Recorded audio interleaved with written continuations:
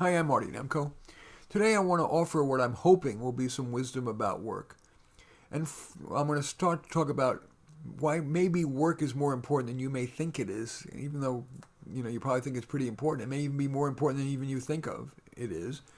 And then I want to talk about some perhaps non-conventional approaches to choosing a career. Then what I think are best practices in landing a job. Some thoughts on succeeding on the job. Some thoughts, contrarian thoughts about how to succeed in self-employment, what I call low-risk, high-payoff self-employment.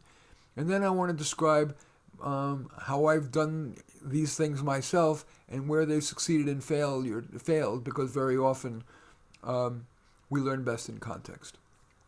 So I want to start, though, by talking about the power of work. My dad was a Holocaust survivor, and he came here to the United States with not a penny to his name, no money, no English, no family, no education, no nothing. Only the scars of the Holocaust tortures. And what healed him was not going to Holocaust remembrances or psychotherapy, if he could even afford it, which he couldn't, but work. He buried himself in work, as did almost all the other Holocaust survivors I knew. The women stayed home. This was back a long time ago. It healed them because instead of looking backward, they were focusing on what was the next baby step forward. Whether, in the case of my father's tiny little clothing store, whether it was how to buy shirts at the best possible price, wholesale, how to sell them at a fair price with a fair markup and sell and be a good salesperson, that kept him moving forward and feeling productive, like he was serving the community by selling a good shirt at a fair price and also providing for my mom, my sister, and me. And that really was true of almost all the Holocaust survivors I knew. They really did bury themselves in the work, and they didn't live in the past. My mom used to throw parties all the time. And while they occasionally talked about the Holocaust, it did not dominate their existence. They were able to, plenty of them were laughing and having a good time and having great conversations. I mean, I don't know what goes on behind closed doors, but certainly when they were, with my parents, it was not the sad sack people who had suffered for years of Holocaust tortures.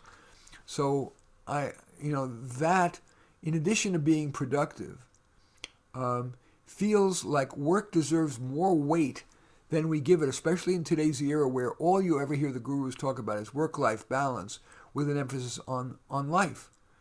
I mean, I am going to be 70 years old in June, and I have worked 60 to 80, maybe 70 hours a week my entire life, and I'm not even close to being burned out.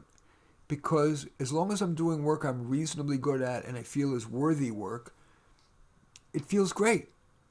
And yes, I'm blessed in being self-employed, which is a plus. But even if I was working for a boss, unless it was a crappy boss, in which case I would try to get another job, or unethical work, or too hard work, or too easy work, as long as I was reasonably placed, I would emphasize the work part of work-life balance, because I think it's ultimately, cosmically, I know that sounds a little sanctimonious, cosmically feels better than if I spent, say, hours 40 through 60 in a work week. If I had spent it, video games and TV and shopping and chatting, even the vaunted family time. I have a daughter who's turned out just wonderfully. I believe I gave her quality time, but not huge quantity time.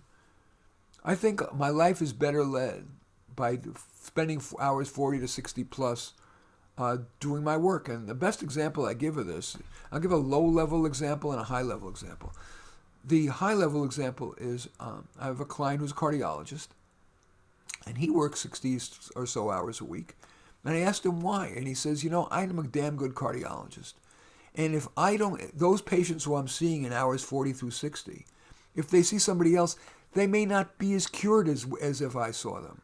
Or they have to wait longer to see me. It feels cosmic correctness, wisdom. And it's not about money. He has all the money in the world. But it was about making a bigger difference. And if he was really, most people who work long hours are really honest and say it's actually more pleasurable and less stressful to work, as long as you're doing work you're pretty good at, than at home where you may have screaming spouse and screaming kids and, honey-do lists and all the rest of it. So I wanted to make the contrarian case, and that's kind of what I do. If I'm saying this, the same old stuff that everybody says, work-life balance, not a human doing, you're a human being. If I did that, it's just same old, same old. There's no reason for you to listen to the show or listen to me. So I like to present contrarian points of view, not for the sake of presenting something that's contrarian, but when there's something I really believe that isn't conventional wisdom, I want to share that with you. Okay. Now I want to turn to some pretty unconventional views about choosing a career. The standard view is that you need to see a career counselor, whether it be at your college or privately, and take tests like the Strong Inventory, Interest Inventory, or the Myers-Briggs Type Indicator, and then do a bunch of informational interviews and job shadowing and internships. And what ends up happening in the real world is that most people don't go through all that. They just kind of give up and they take whatever falls in their lap.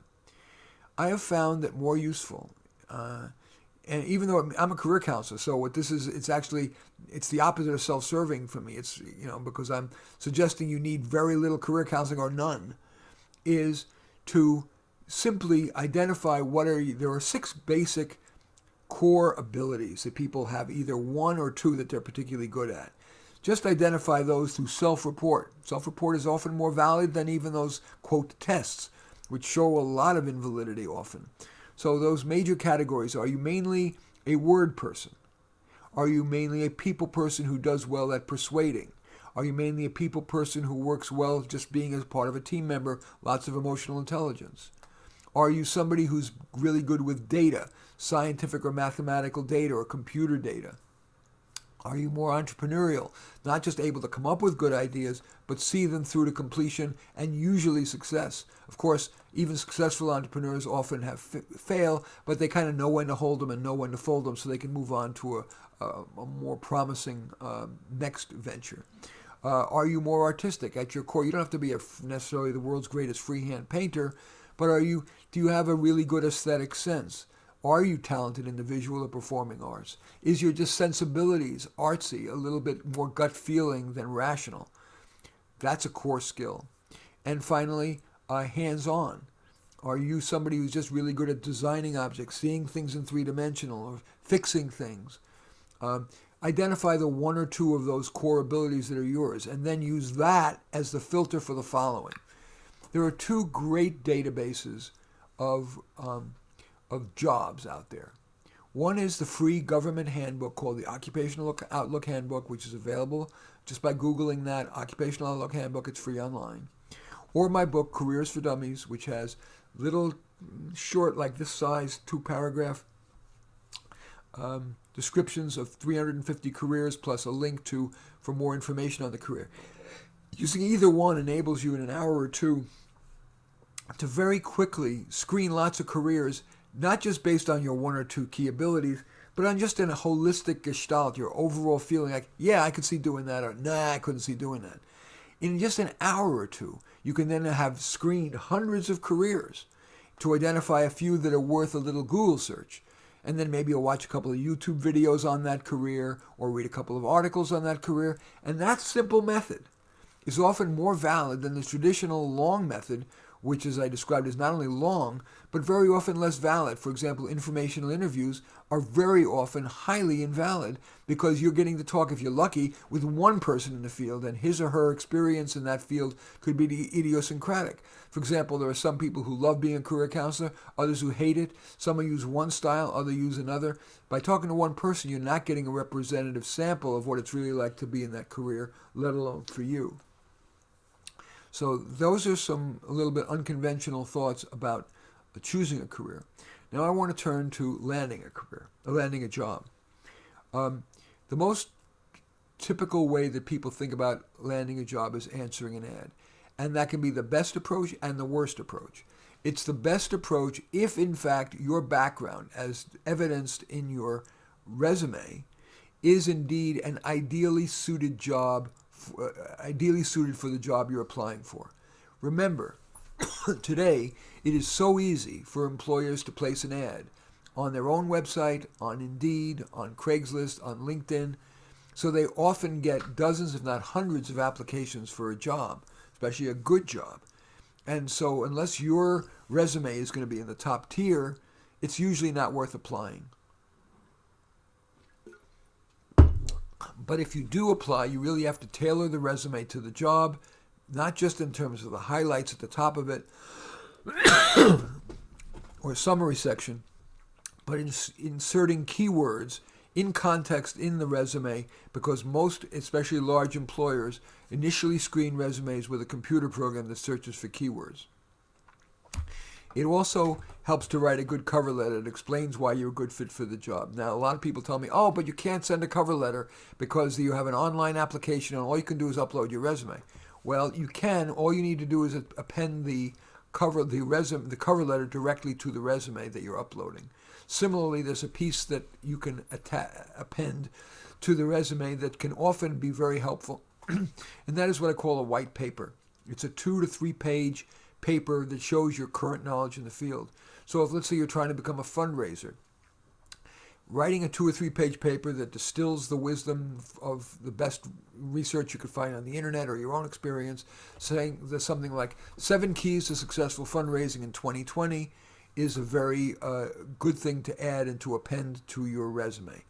In the for-profit sector, for example, let's say you're looking for a job in biotech marketing.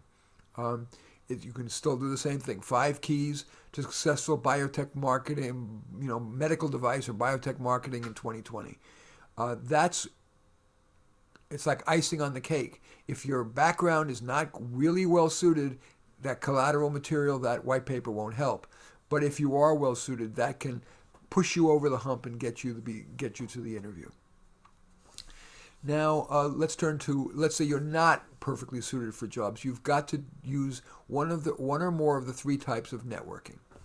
The first type is using your existing network but doing it in a systematic way. Make a list of 20, 30, 50 people who you like. No, they don't have to be in a position to hire you, but everybody knows somebody or knows people. You contact them, whether by email, text, phone, or an offer to get together. And after making sure you have established enough rapport and not just making them feel used, you ask them if they might know somebody who might be in a position to hire you. If they say no, you say, I understand. Would you mind keeping your ears open? And if I'm still looking in a month, would you mind if I circle back? Nearly everyone would say that, and now you've recruited a bunch of scouts who are looking for you. That's one method of networking. That's your existing network. The second is to expand your network. And the best way to expand your network is with ongoing meetings with people. That means, and how do you get to do that? Here are some ways. You volunteer for an organization. You try to get on a board of directors. You take a class that meets multiple times in your area of professional interest. You get involved in your professional association, for example, on the program committee is often the best way to do it, even if it's just for your local chapter, because you're not only going to meet with the people on the program committee a bunch of times, but you're maybe reaching out to heavy hitters to try to get them to speak at your conference. Therefore, you're also having a great networking opportunity there. So that's the second approach to networking, which is to expand your network by having ongoing interactions. Also, I might say sometimes there are people who have the gift of networking just on the fly, whether they're in line at Trader Joe's line or they are on a subway train, just walking down the street. They start up conversations. So that's also part of that way of expanding your network. Church also, for many people, is a potent bond and a way to expand your network. The third is direct contact. And there was a study done by the 5 O'Clock Club, a nationwide chain of career counselors, that found that this actually is the most potent way to land a job if you'll use it. What that involves is identifying, say, 10 or 20 organizations in your target field and identifying somebody to contact with using either LinkedIn search function or the website of the organization or a Google search to find the name of somebody, not to be the perfect person to hire you, but somebody potentially with the power to hire you. And you reach out to them using what's called call, email, call. You call them after hours and you give a 15 or 30-second little pitch, your quote elevator pitch, that says something like this. Hi, I have just completed a 5-year project in which I brought whatever, healthy fast food restaurants to 6 Central European countries. And I'm now looking for my next project. I'm wondering if it might make sense for us to talk to see if I might be able to be of help to you, or even for some advice as to where I should turn. I'm going to email you this in writing as well as send you my resume and perhaps that 2 or 3 page white paper. And I would welcome hearing from you. You hang up and you immediately send that email. And then in 3 days, if you haven't heard from him or her, you make a call. And again, nobody these days has any power tends to pick up the phone. So you're leaving a voicemail. And you're going to say again, hi, I'm Joe Blow. I'm the person who was bringing healthy fast food to Central European countries. I thought it might make sense for us to talk to see how I might be able to be of help to you. But you haven't responded, so I'm assuming you're not interested. But I know how things can fall between the cracks. So I figured I would take the liberty of calling to follow up. If you think we should talk to see if I could be of help to you or even for some advice as to where I should turn, I'd love to hear from you. If not, I promise I won't bother you again. I don't want to be a pest. Here's my phone number. And that is a really good third way to use networking, which is direct contact to target employers. But do expect to get rejected a lot. Or ignored most of the time. Today's rejection typically is being ignored rather than a rejection letter. That's just the way of the game. It's been said that the job search is no, no, no, no, no, no, maybe, no, no, no, maybe, no, no, contact me in 2 months, no, no, no, maybe, yes. So keep that in mind. Of course, if after 2 months of trying you're getting nowhere, then you do have to know when to hold them and know when to fold them, or more literally, as Ralph Waldo Emerson said, a foolish consistency is the hobgoblin of little minds, or Shrinks would say, definition of insanity is doing something the same way 500 times and expecting a different result, on number 501. So, when I come back, I am going to share with you ideas about succeeding on the job, some contrarian ideas about low-risk, high-payoff self-employment, and then how I've tried to use these and other principles in landing a job successfully and not.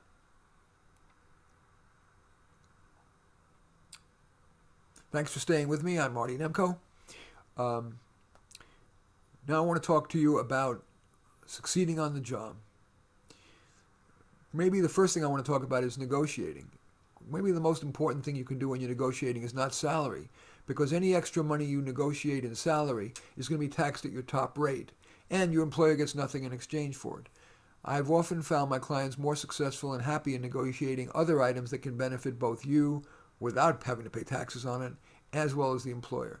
And some examples of that include, most importantly, a change in job description to accentuate your strengths and skirt your weaknesses, and explain to the employer how that would benefit the employer as well as you. Another thing might be a training budget. A third might be telecommuting. As the traffic gets ever more choke chain-like, working at home a day or two a week at least can save you a lot of wear and tear on yourself as well as your car. Another thing you might negotiate is who you report to. Let's say you hear somewhere, in the course of in your first day or two there, or even in the course of your interviewing, you really feel that there's a particular boss who you'd love. See if you can angle your way to report to that person, at least indirectly, with a dotted line rather than a direct employee. Those are the kind of things that negotiating can really help. Also, of course, in your onboarding, once you're there, the first few days are critical. Of course, you want to hear what the employer has as expectations for you for the first 30 or 60 or 90 days. And again, as I said, if needed, try to negotiate your job description. You also want to find out some of the unspoken rules that are not going to appear in the employee handbook. So it's usually a wise idea to have one-on-ones, even if it's informally in the break room or formally with some of the key coworkers, maybe supervisees as well as employers, about those unspoken rules. For example, about lunch. Is it expected you're going to take 30 minutes for lunch, 60, 90? Eat at your desk? How much of the communication in the office needs to be done by walking over to the desk? How much by email? There's all kind. They may say we emphasize work-life balance, but in the end they expect you to work 60 hours a week. You need to find out those unspoken rules before it bites you in the butt. The other thing is you need a small win early, or or maybe more than one small win early. So, for example,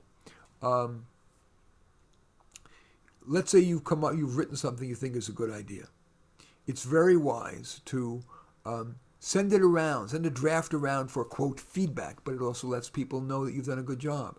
Or in a meeting, don't be the first to speak up, don't dominate the meeting, but let's say a topic is being discussed for 10 minutes and now we're reaching, toward the end of that discussion. That's usually the best time for you to speak up. And especially if you can make a collaborative synthesizing comment, that can be very valuable. For example, in light of what you said, Mary, and what you said, Jose, I'm wondering if it would be a good idea if we did X. That kind of thing can often be very smart and make you seem like a team player, and everybody ends up hearing you do that good thing. It's a great way to get small wins.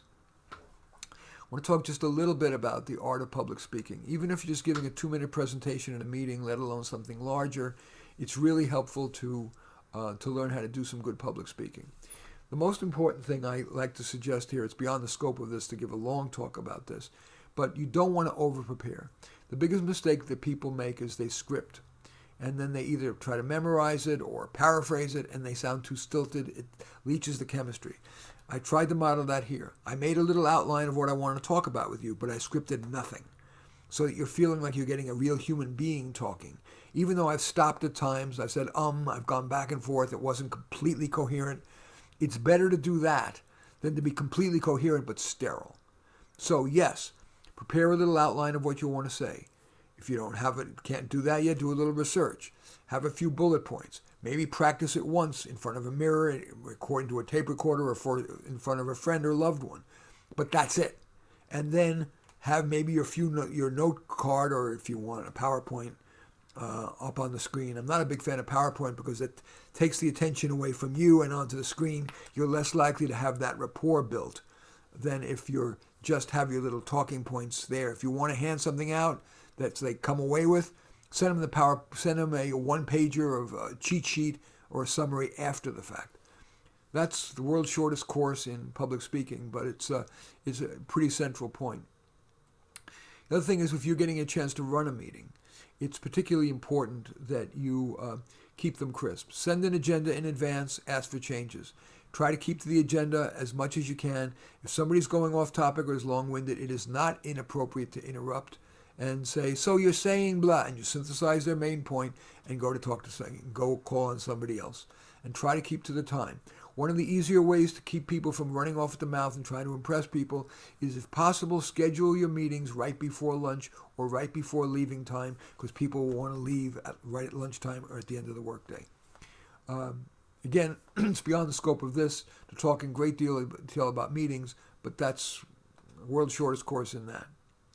I think I want to stop there about succeeding. Now I want to talk a little bit. We only have about 5 minutes left, and I want to talk a little bit about self-employment and then a little bit about my successes and failures in using some of these principles to succeed at work.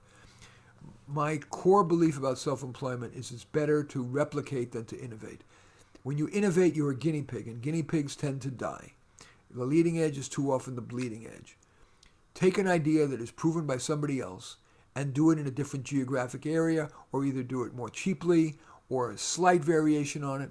I happen to know Noah Alper, who was the guy who founded Noah's Bagels. He was far from the first bagel maker, but he learned from the other ones and incorporated that into his first bagel shops in Berkeley, California.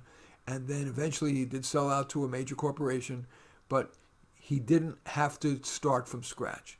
Do the same thing. Whatever it is that the kind of business you're trying to go into, you don't need to come up with some brilliant new idea. It's very hard to come up with something that new. And if it's that new, it's going to probably either be too expensive to create or it likely will fail. It's usually easier, unless you're really rich and you have a lot of money, it's usually wise to replicate.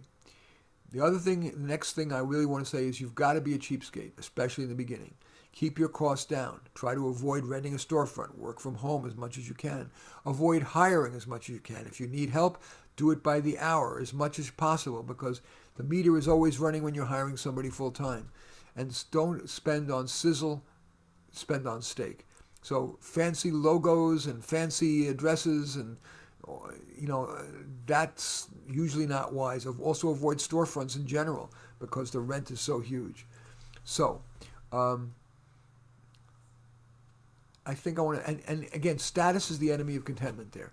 If you go into a cool field like entertainment or media or the environment or sports or the arts, the competition is huge because a million people want to be in those fields. It's usually smarter to run a business in a small way by picking something under the radar that may be grungy. I know of people who have made millions in industrial acids, in scrap metal, in mobile home park maintenance. The book The Millionaire Next Door talked about one of the commonalities among those millionaires, those average millionaires, is that they did what are called dull normal businesses. One more example is used truck part brokerage. That's usually a smart way to make your money. And finally, we only have like 2 minutes left or so. So I want to talk a little bit about my where I've made good decisions and bad decisions around work. The best decision I ever made was to not be a musician. I was a very successful pianist from when I was 12 to when I was 22. I played over 2,000 gigs in New York City, made a lot of money, but I would have felt like I was wasting my whatever mental ability I had to be playing Hava Nagila and the Tarantella for the rest of my life. And of course, I'd gained more weight because I loved eating the buffets. What's another thing I did that was good or bad? It was a mistake for me to get all that education. I have a PhD from Berkeley, but for the amount of time and money, and while of course there's some value that comes from having a PhD from Berkeley, it adds credibility. In terms of the amount of learning and the amount of benefit for those 6.5 years, and the money was nothing. I got a free ride. It was a fellowship, and they paid me. But for all that time, I believe I would have learned more, even though it would be less prestigious if I was learning on my own. What else? The best decision I made for me was to be self-employed, so I was able to control my environment. I like working at home in a nice, quiet, peaceful environment, no boss. I am a self-starter, so I didn't need to have a boss or an infrastructure to help me. So the best decision for me was being self-employed. What else do I want to say? Where else did I succeed at? Something I just couldn't, I've continued to fail at, in a sense. I'm just by nature very intense. And much as I've tried to be calmer, when I do that, there is a loss of authenticity. So I think as you see here, even on this show, I have tried I've opted to be authentic rather than, for example, to try to sound like a radio talk show host, speak more slowly and with emphasis. You may prefer it the other way, but I think it's been a wise choice to emphasize my authenticity. And I think I'll stop there. And so I do want to thank you for listening to How to Do Life here on KSFP. And as I end all my shows, I want to remind you that we, especially here in the Bay Area, where we tend to be a little subject to groupthink, we find comfort among those who agree with us, growth among those who don't.